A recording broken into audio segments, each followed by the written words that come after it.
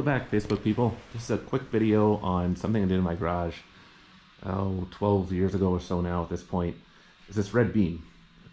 Initially, right where that clock is sitting, there was a wood beam going all the way across to the other side, and it had a center pole supporting it down to the floor. It was rather low, and that center post being in the way when you have a 16-foot door instead of two split, say 8-foot doors, was really inconvenient. But also, I do a lot of work in my own garage, a lot of my own projects, and I thought, well, instead of just putting a steel beam or any kind of wood beam I could have done, we put in a steel beam. We installed it ourselves. I did not have an engineer, so this is not a video telling you what to use, what size. This is just telling you what I did. So this video is an 8x8 I-beam. It's 25 feet long. It weighs 755 pounds, if memory serves me correct. It does the job very, very well. It's definitely overkill, I would say, for what it's supporting. There's no roof above, no second floor, I should say, above this, just the roof.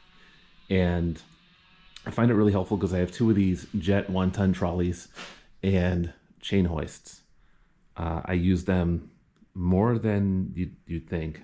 Sometimes I bring implements in here for the tractor if they need work, and I can easily pick them up, move them around, or swing them, since the hooks at the bottom have they rotate, not just the chain turning, but they actually swivel themselves, so I can spin things right around in here.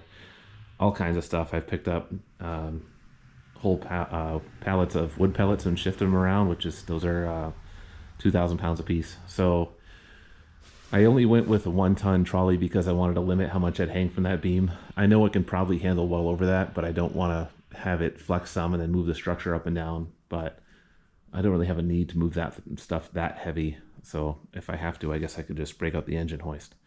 But this is just a really useful setup. It rolls very well, which is great. And then the chain hoist I like much better. I thought about getting the electrical one, the button and switch, but then I got to run, electrical back and forth with it. But I think with the chain, you have much, much more control. The only downside is it's a little bit slower when you got to move it a couple feet up and down from the hook. Not a big deal though. Overall, it works great. I like it a lot. Rolls super easy. Been on there for well over 10 years. Not a single problem. And the chain hoist I got from Northerntool, they've been great. In my case, I had to cut them down a little bit because at the time I didn't have cement floors in my garage, I had dirt. And so what I did is I cut out a section of chain, and somewhere's on here, one of the links is rewelded. I think this one actually. Now that might just be spray paint.